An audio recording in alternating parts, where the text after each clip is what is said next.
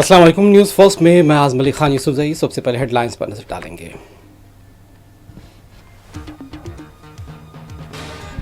Parliament के monsoon इजलास में अपोजिशन का हंगामा जारी। लोकसभा 2 बजे तक के लिए और राज्यसभा 12 बजे तक के लिए हुआ मुलतवी।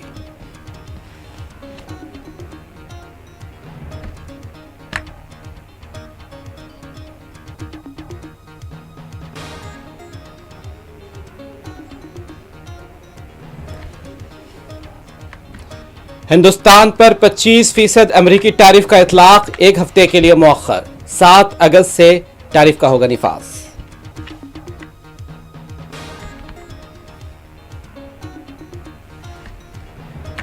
हैदराबाद में आज से शुरू हुआ नए राशन कार्ड्स की तकसीम का प्रोग्राम। रियासती वजीर पूनम प्रभाकर की राशन कार्ड्स की तकसीमी प्रोग्राम में शिरकत।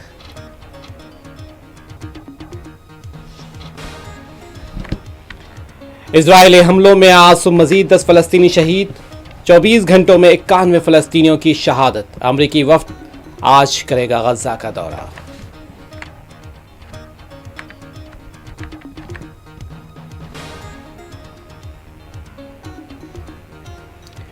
जर्मनी और पुर्तगाल ने आज़ाद फ़लस्तीन का रियासत को किया तस्लीम। अमरीकी वफ्द आज करेगा गजा का दौरा। अमरीकी खुसूसी सफ़ीर भी होंगे वफ्द में शामिल।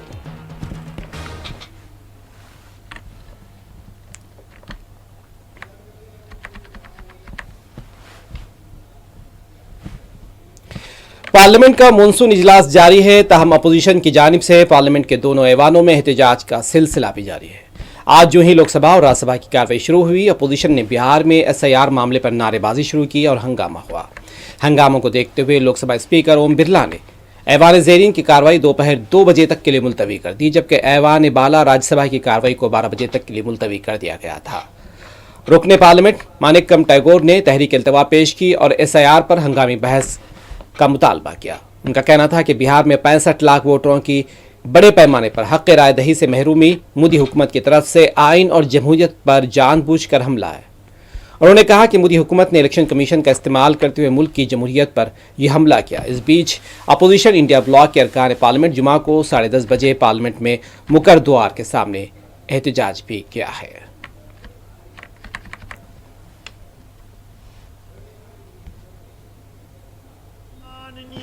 सभासदों, माननीय अध्यक्ष जी,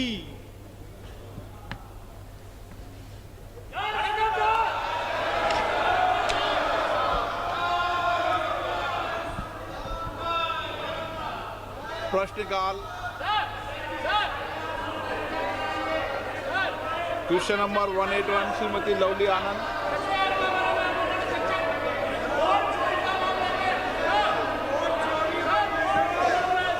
आप सदन नहीं चलाना चाहते?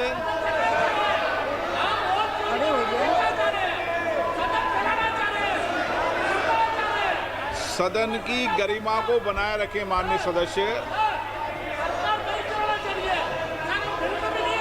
मैं आपसे लगातार आग्रह कर रहा हूं, प्रश्नकाल बहुत महत्वपूर्ण समय होता है, संसद का सबसे महत्वपूर्ण समय होता है।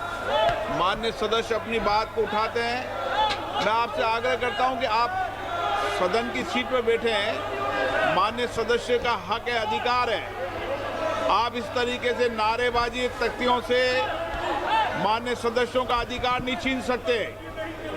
ये गलत तरीका है, गलत आचरण है, गलत व्यवहार है आपका। बालू जी, आप वरिष्ठ सदस्य हो, आपको ये उचित लगता है क्या? आप संसदीय परंपराओं का पालन करना चाहिए आपको। आप इतने वरिष्ठ सदस्य होने के बाद भी आप इस तरीके का व्यवहार करें, तख्तियां लेकर आए, नारेबाजी करें, माननीय सदस्य उचित नहीं है। हमें लोकतंत्र को मजबूत करना है तो प्रश्न को उठाना देना पड़ेगा, जवाबदेह सरकार की तय होगी। आप इशारा कर रहे हो सदस्यों को भेजने का, बालू जी। माननीय सदस्य, मेरा रोज आपसे आग्रह रहता है कि आप सदन की कार्रवाई को चलने दें। माननीय सदस्यों के प्रश्नकाल के समय प्रश्न उठाने दें। लोगों की अपेक्षाएं, आकांक्षाएं उनको पूरा होने दें और देश को आगे बढ़ाने में अपना योगदान दें। और देश में जो परिवर्तन हो रहे हैं उसके बारे में भी अपनी बात को कहें। नारेबाजी करने से, तकिया लहराने से आप जनता की अभिव्यक्ति नहीं कर रहे हैं। जनता ने आपको सदन में अपनी बात को कहने का, अभिव्यक्ति व्यक्त करने का अवसर दिया है। ये इतने बड़े अवसर को आप नारेबाजी और तख्तियों से मत गवाओ। बैठिए। मैंने पहले भी कहा था, तख्तियां नारेबाजी से करेंगे तो सदन नहीं चलेगा।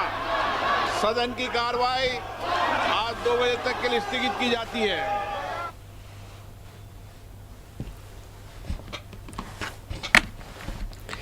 अमेरिकी सदर डोनाल्ड ट्रंप की हुकूमत ने हिंदुस्तान पर 25% दरामदी ड्यूटी आयद करने के फैसले को 1 हफ्ते के लिए मौखर कर दिया है।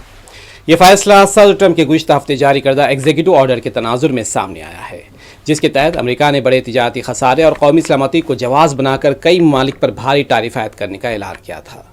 पहले ऐलान के मुताबिक ये ड्यूटी यानी टैक्स आज यानी 1 अगस्त 2025 से नाफिज होनी थी, लेकिन अब अमेरिकी हुक्काम की जानिब से ताज़ा रहनुमा हिदायत जारी करते हुए इसे 7 दिन के लिए मौखर कर दिया गया है।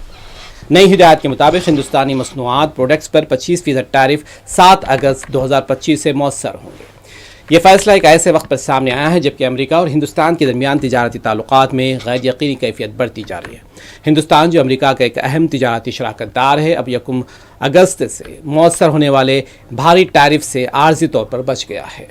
तहम 7 दिन बाद इस पर यह ड्यूटी नाफिज हो जाएगी, जिससे हिंदुस्तानी बरामद कुरिंदगान और ख़रीदारों पर बराह रास्त असर पड़ने का इम्कान है।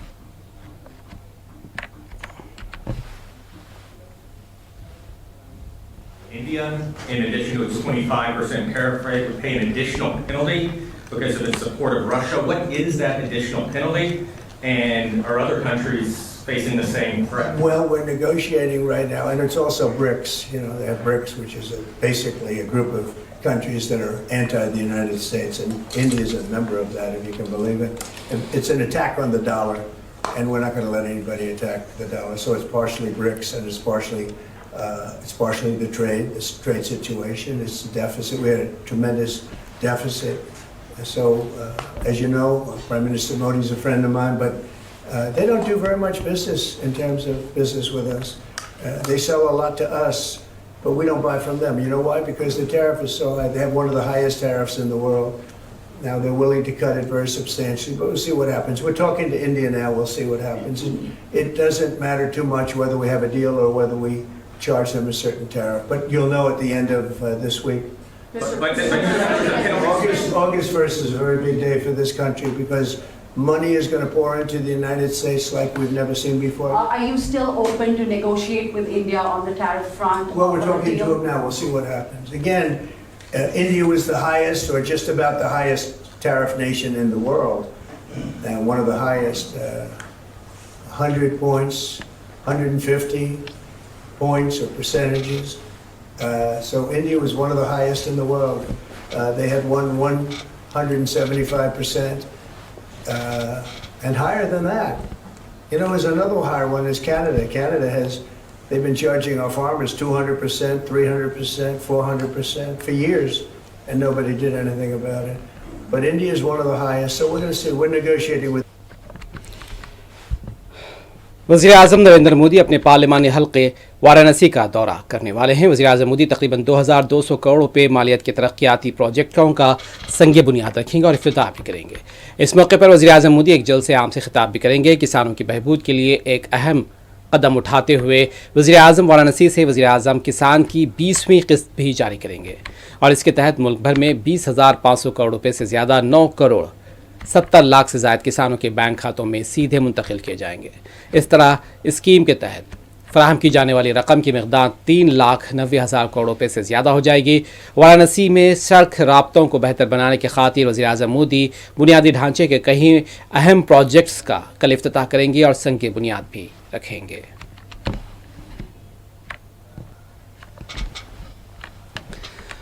तेलंगाना हुकूमत की जानिब से बावकार अंदाज में शुरू किए गए राशन कार्ड्स की तकसीम का प्रोग्राम आज यानी जुमा से ज़िले हैदराबाद में शुरू किया जा रहा है और इस बात की इत्तला ज़िले कलेक्टर हरिचंदन दासरी ने जुमेरात को एक एलामिया के जरिए दी थी।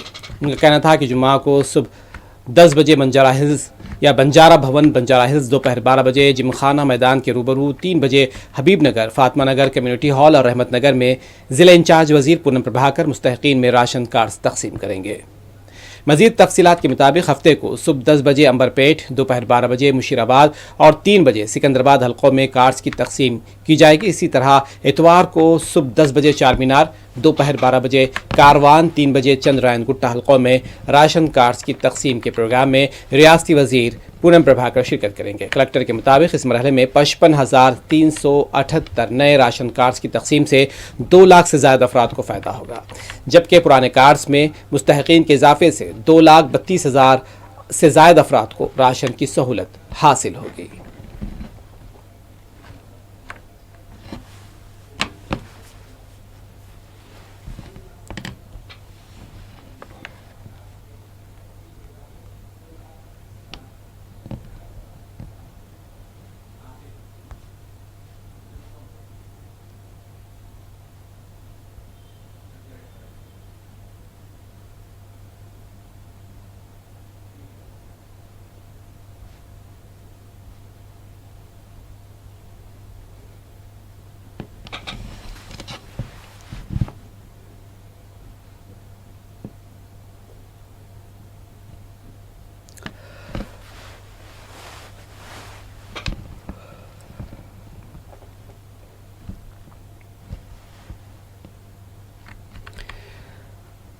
गज़ा पर इजरायली हमले जारी हैं। आज सुबह से जारी इजरायली हमलों में मजीद 10 फ़लस्तीनी शहीद हो गए हैं, जबकि गुज़िश्ता 24 घंटों में 111 फ़लस्तीनियों की शहादत की इत्तलात हैं।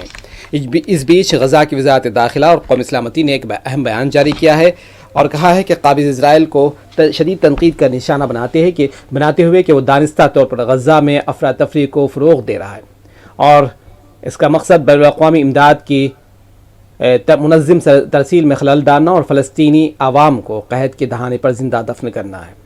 गज़ा की वज़ारत दाखिला के मुताबिक काबिज़ इजराइल मुनज़्ज़म हिकमत अमली के तहत सिक्योरिटी अहलकारों को निशाना बना रहा है और जो बैनुल-अक़वामी इदारों की ज़ेर निगरानी इमदादी क़ाफ़िलों को महफूज तरीके से ज़रूरतमंदों तक पहुँचाने की ज़िम्मेदारी निभा रहे हैं, ताकि इमदाद मुतासरीन तक न पहुँच सके और गज़ा में इंतशार फैला रहे। वज़ारत दाखिला ने वाज़ेह किया कि उसने पहले ही मुकामी बरादरियों, ख़ास तौर पर कबाइल और ख़ानदानों को रज़ाकाराना तौर पर इमदादी काफ़िलों की हिफाजत की इजाज़त दी थी, ताकि काबिज़ इजराइल को कोई बहाना न मिले। लेकिन सहयूनी रियासत ने इन्हीं नौजवानों को निशाना बनाकर दर्जनों को शहीद कर दिया है। नतीजे में ये मुस्बत मुकामी इक़दामात मुतासिर हो गए और अवामी किरदार महदूद हो गया है।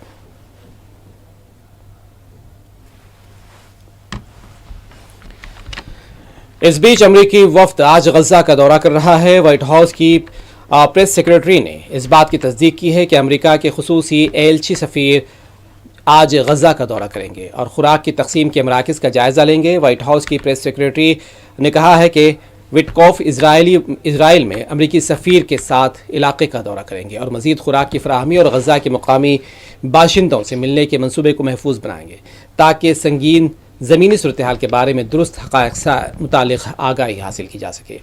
इजरायली हुक्काम ने धमकी दी है अगर आने वाले दिनों में जंगबंदी और यरगमालियों की रिहाई के माहदे पर कोई पेशरफ नहीं हुई तो वह हमास के खिलाफ नए तादीबी इक़दाम भी उठा सकते हैं। इजरायली मीडिया के मुताबिक इनमें गज़ा के कुछ हिस्सों को जम करना भी शामिल हो सकता है। अपने सफ़ीर की इजराइल आमद के फ़ौरन बाद अमरीकी सदर डोनाल्ड ट्रंप ने सोशल मीडिया पर लिखा, गज़ा में इंसानी बहरान के खात्मे का तेज़ तरीन हल हमास के लिए हथियार डालना और यरगमालियों को रिहा करना है।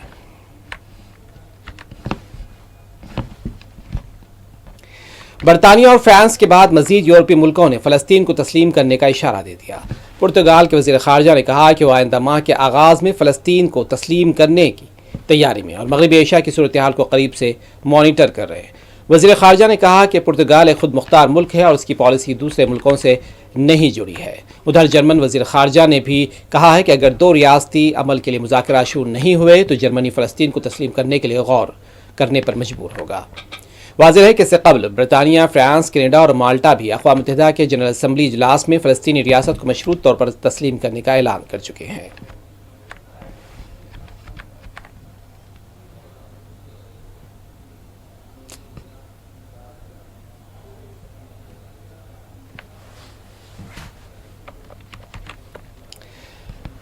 इसराइल की जानिब से गजा की पट्टी पर जारी नस्ल कुशी या नस्ल कुश जंग के नतीजे में पैदा होने वाले रूह फरसा मनाजिर और अज़य्यतनाक तजुर्बात एक और सह्यूनी फौजी को ज़िंदगी से मायूस कर दिया है।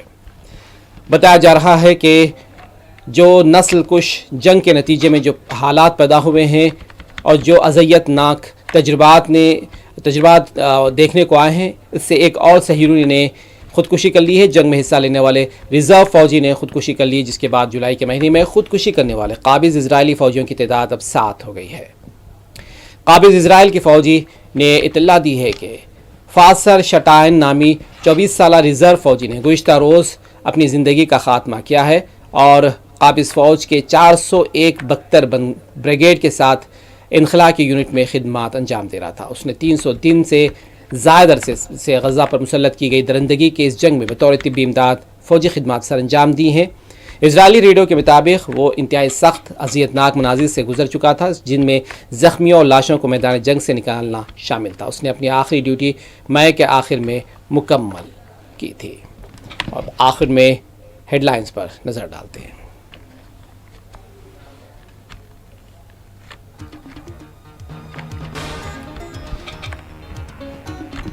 पार्लियामेंट का मानसून इजलास में अपोजिशन का एहतजाज जारी। लोकसभा 2 बजे तक के लिए और राज्यसभा 12 बजे तक के लिए हुआ मुलतवी।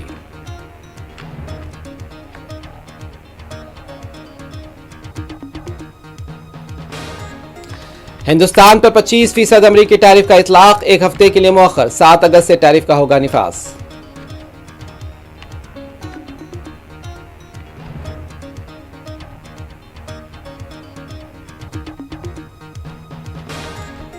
हैदराबाद में आज से शुरू हुआ नए राशन कार्ड्स की तकसीम का प्रोग्राम। रियासती वजीर पूनम प्रभाकर की राशन कार्ड्स की तकसीमी प्रोग्राम में शिरकत।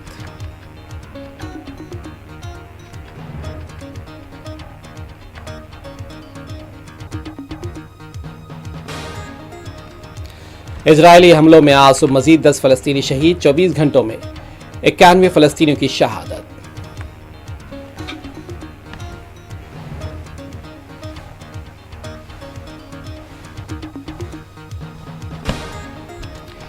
अमरीकी वफ्द आज करेगा गजा का दौरा। जर्मन और पुर्तगाल ने भी आज़ाद फ़लस्तीनी रियासत को तस्लीम करने का किया मशरूत ऐलान।